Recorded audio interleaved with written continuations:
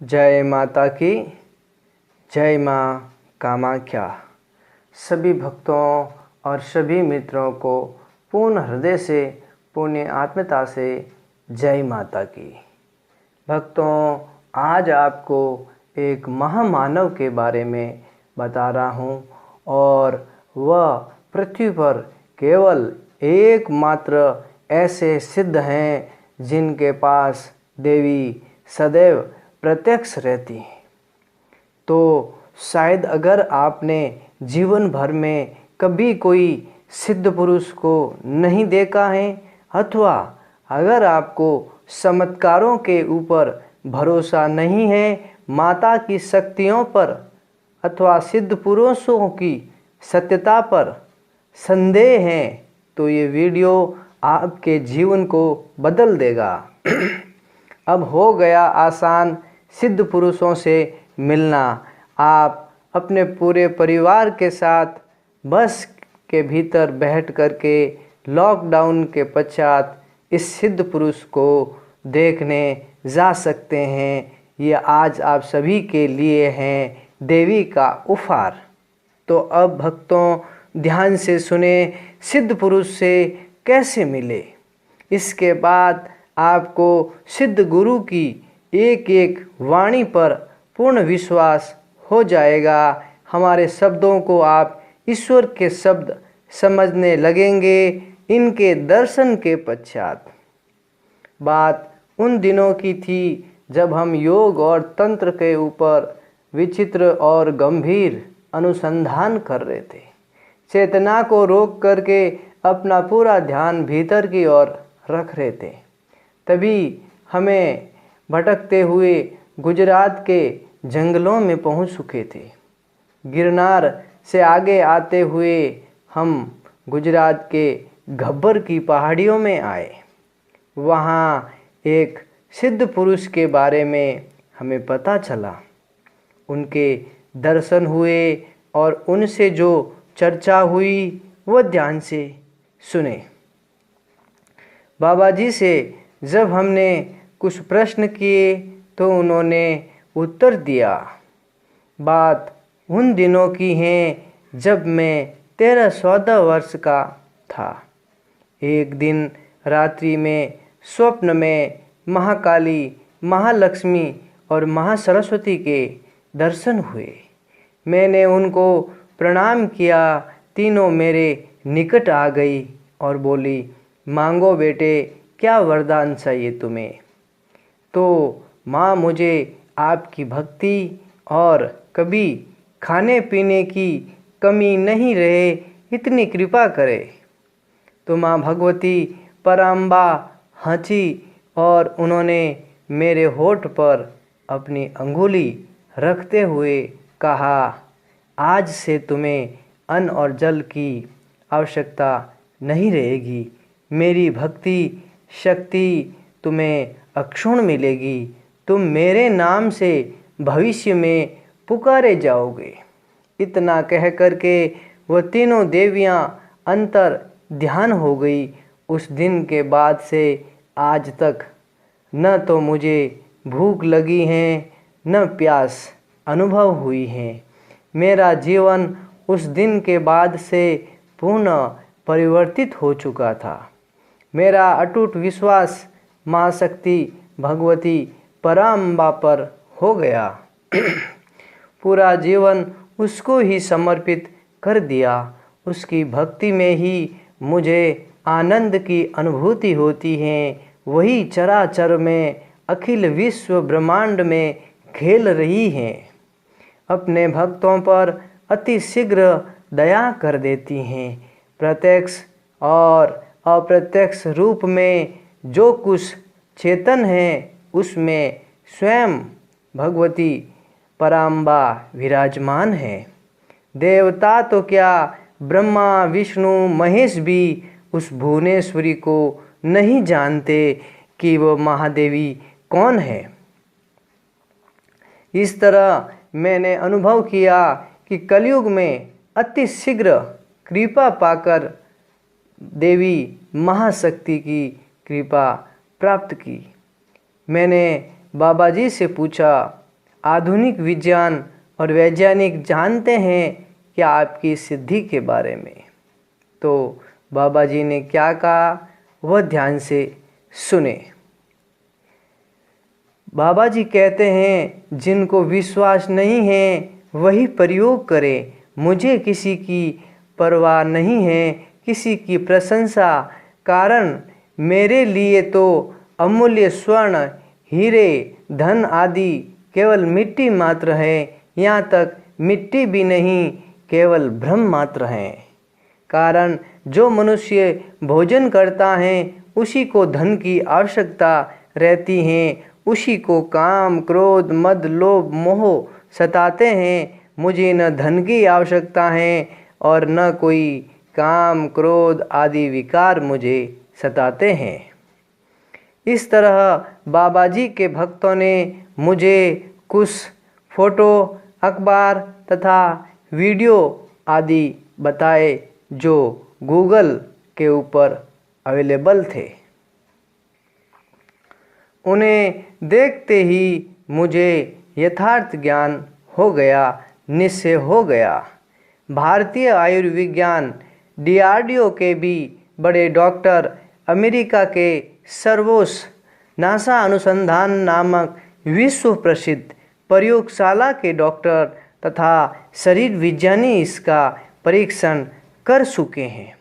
इनको अहमदाबाद के बड़े बड़े चिकित्सकों की देखरेख की एक टीम ने ICU में कैमरों की दृष्टि में सुरक्षित रखा गया।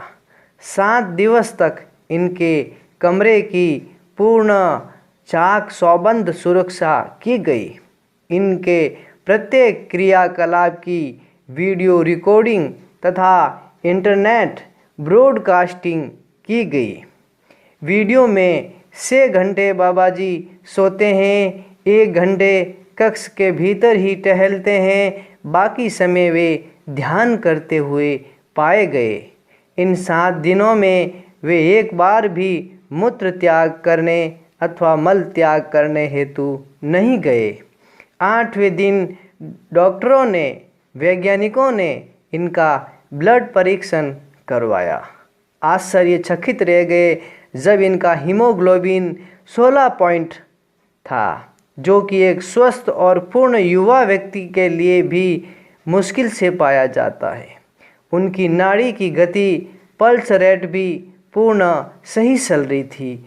रक्त का दबाव, ब्लड प्रेशर भी एक सामान्य था। फिर सोनोग्राफी में अति मानवीय खुलासा हुआ।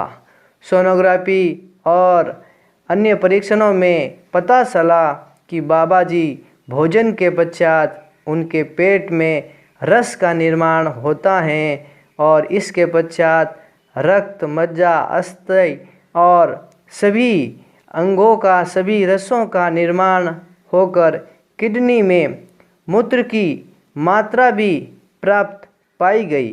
परंतु किडनी में आने के पश्चात मूत्र तथा अन्य रस आश्चर्यचकित भाव से अदृश्य हो जाते हैं, गायब हो जाते हैं।